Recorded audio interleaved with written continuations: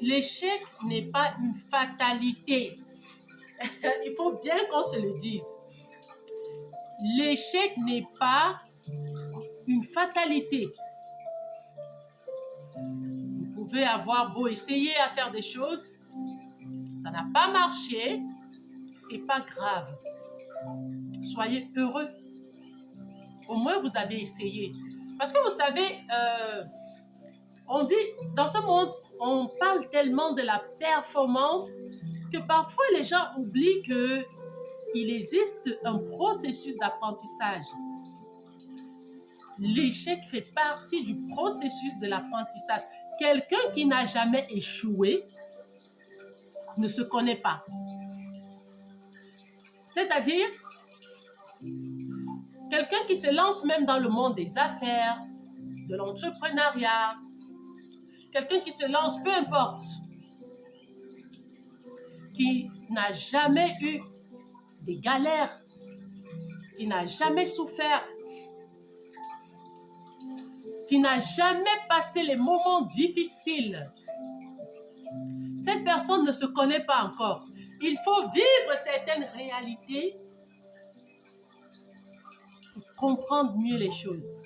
Voilà pourquoi souvent dans certaines grandes multinationales, souvent on recrute les entrepreneurs qui n'ont pas pu réussir à atteindre le niveau qu'ils souhaitaient en fait.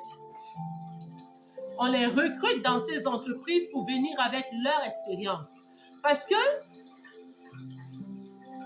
Nelson Mandela disait souvent, je n'échoue jamais. Soit je gagne, soit j'apprends. Les entrepreneurs qui n'ont pas réalisé leur projet comme ils le souhaitaient ont pu quand même garder des leçons. Et ces leçons sont souvent appliquées dans des grandes entreprises qu'on peut voir partout dans le monde. Voilà pourquoi, peu importe le processus, peu importe la difficulté, même si vous créez une entreprise, même si vous avez des projets et que vous voyez que ça ne marche pas, vous faites tout votre possible pour que les choses marchent. Mais ça ne marche toujours pas. Ne vous découragez pas. Changez la manière de faire les choses.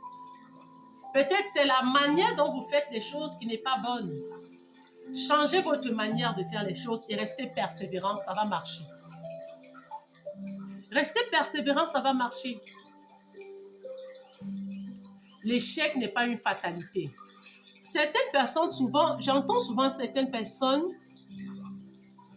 même quand vous faites des débats sur l'entrepreneuriat, certaines personnes ont souvent des petits mots, genre, qu'est-ce que toi tu as déjà fait, qu'est-ce que tu as déjà réalisé. En fait, certaines personnes pensent qu'il faille forcément être au haut niveau pour venir parler aux autres, en fait.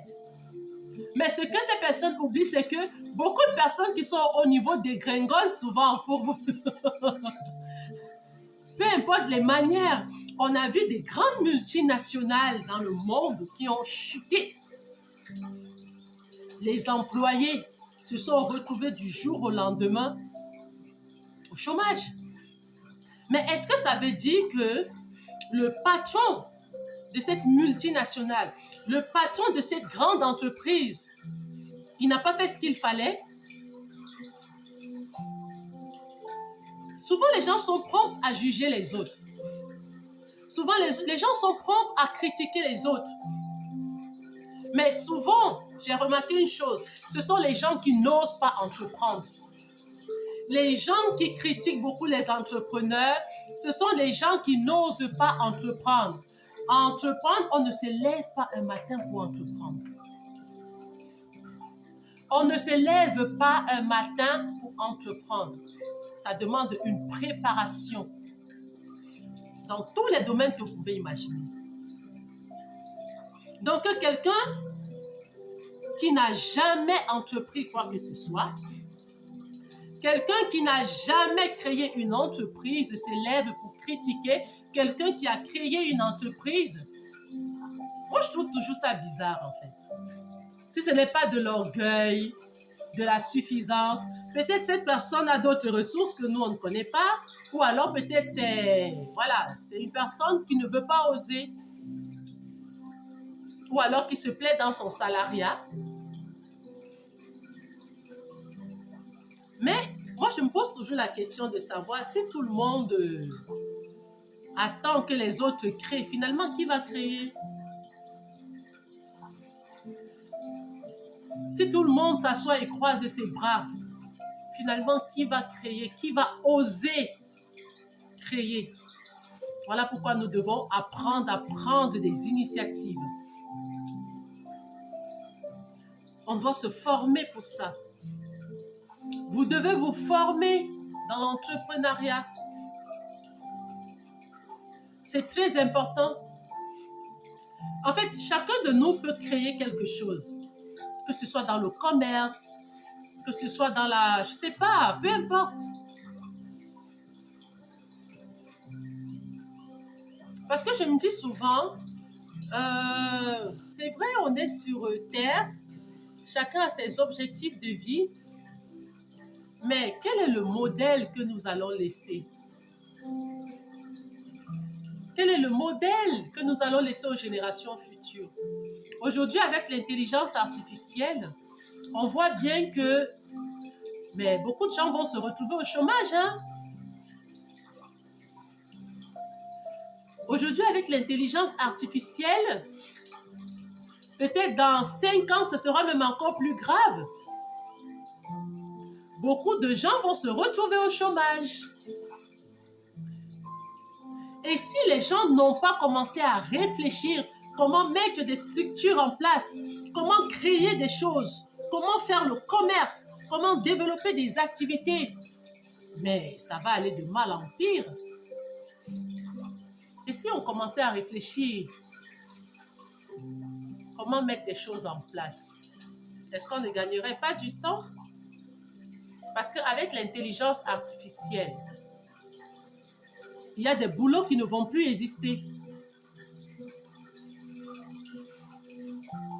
Avec l'intelligence artificielle, il y a des boulots qui ne vont plus exister. Est-ce qu'on prend conscience de ça? Là où le monde est en train d'aller. Et il n'y aura pas d'excuses. Personne ne pourra dire « je n'avais pas été alerté ». Ça se passe devant nous tous, on voit. Qu'est-ce que tu as en toi que tu peux mettre devant la scène publique? Chacun de nous peut être créateur de quelque chose. Chacun de nous peut inventer. Mais ce qui est bizarre, quand il s'agit de faire du mal, souvent on est trop prêt à le faire. Maintenant, quand il faut mettre notre système de pensée en place pour le bien de la société, ça, on ne peut plus le faire. Commençons à réfléchir dès à présent. Commençons à réfléchir qu'est-ce que nous pouvons mettre en place pour le bien de la société et pour notre bien aussi. Parce qu'avec l'arrivée de l'intelligence artificielle, beaucoup de boulots vont disparaître dans les 5 années qui arrivent. Beaucoup de boulots vont disparaître. Et nous allons dire quoi? Ah, les gens ne nous aiment pas. Les gens sont méchants. Ils ne nous recrutent pas dans leurs entreprises. Les gens sont mauvais. Ah ben oui, c'est facile de plonger dans la victimisation. Ça, au moins, c'est gratuit. La victimisation. Le même cerveau que ces gens ont, c'est le même cerveau que nous aussi nous avons. Mais souvent, on se plaît trop à rester dans notre zone de confort. Nous sommes tellement confortables sur notre zone qu'on refuse de sortir de notre zone de confort. On dit les autres vont faire et nous allons écrire un bout de papier. Et s'ils ne nous prennent pas, ils sont méchants. Ils sont mauvais. Si on ne répond pas à leurs critères et qu'ils ne nous prennent pas, ils sont haineux. Changeons notre système de pensée. Changeons notre système de pensée. sachant que le monde évolue et nous aussi, nous devons évoluer.